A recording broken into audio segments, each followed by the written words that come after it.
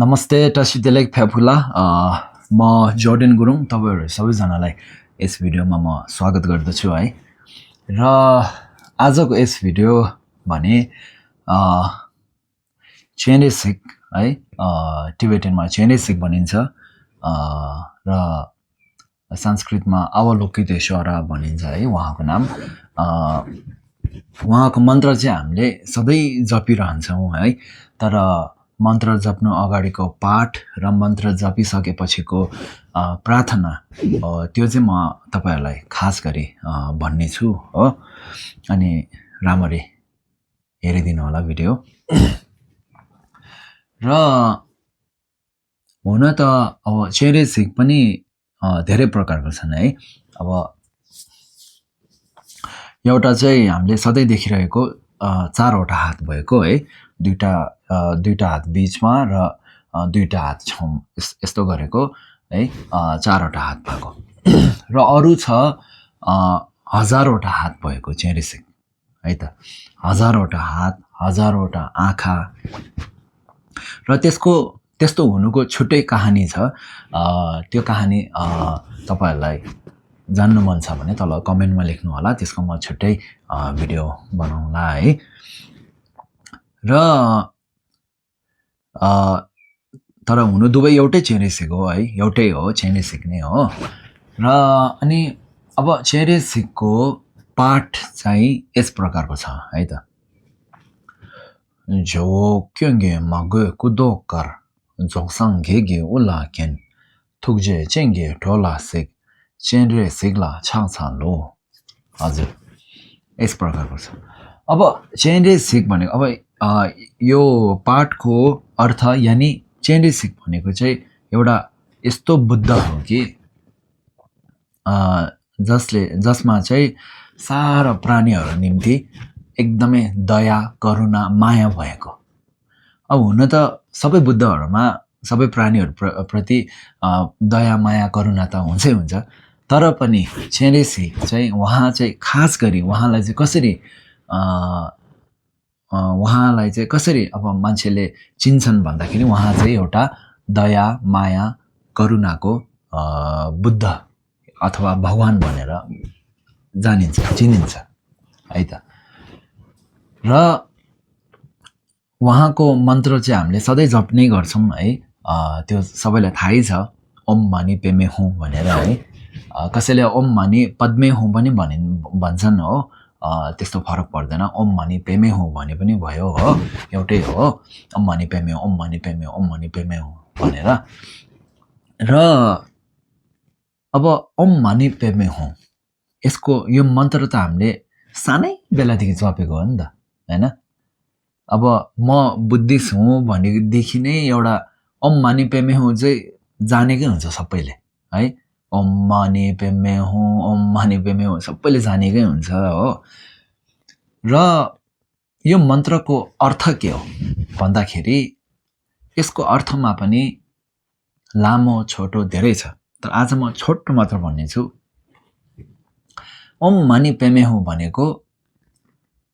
यसमा अब 6 वटा शब्दहरु छ है 6 वटा ओम मानी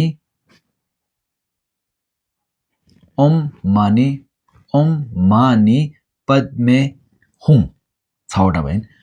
ओम मानी पद्मे हूं गरेर 6 वटा शब्दहरु छ यो 6 वटाले अब के जनाउँछ भन्दाखेरि यो संसारमा 6 वटा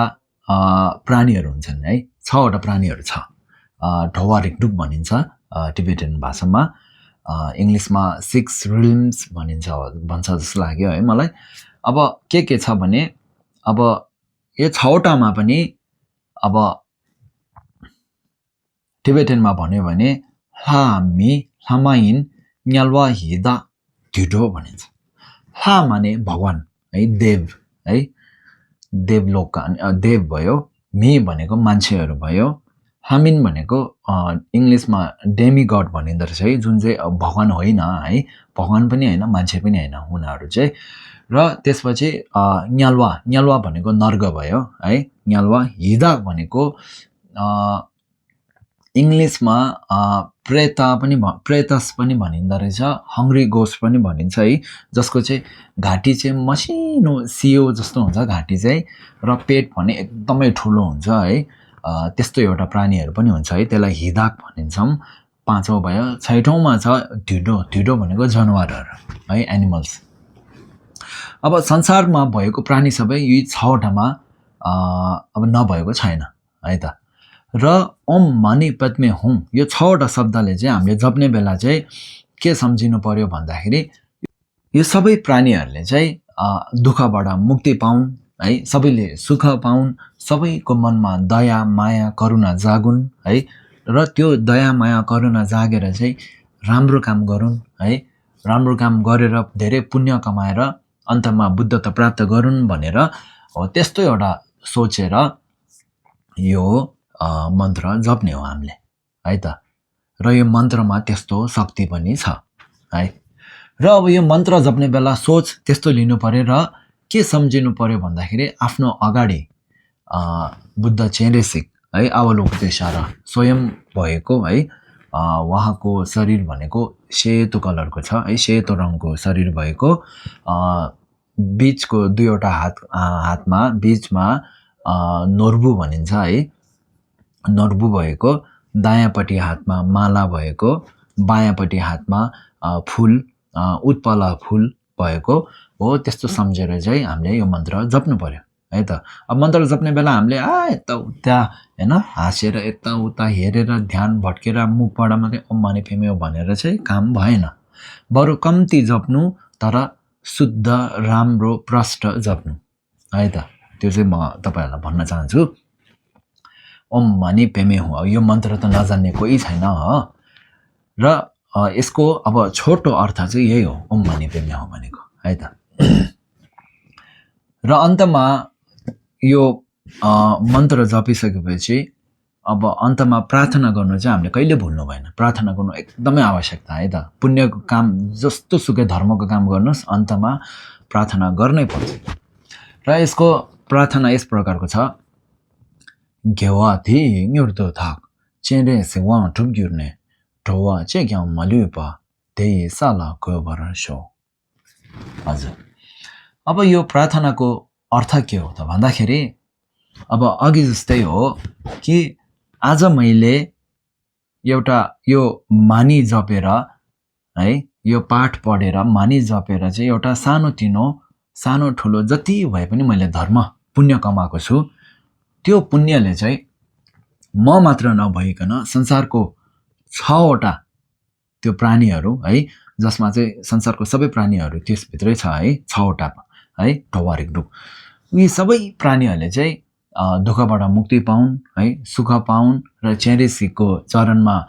जन्मियोस् होइन, त्यस्तो भनेर चाहिँ यो प्रार्थना गरिएको है त। हस् त, अनि यो थियो चेरेसिक यानि अवलोकतेश्वरको पाठ मन्त्र र प्रार्थना। र यसै गरी अरू पाठहरू र मन्त्रहरू तपाईँहरूलाई जान्नु मन छ भने कमेन्टमा लेख्नु होला। र त्यसै गरी अरू पनि धर्म सम्बन्धित केही विषयमा जान्नु छ भने कमेन्टमा लेख्नु होला। र भिडियोको अन्तसम्म हेरिदिनु भएकोमा धन्यवाद। हजुर।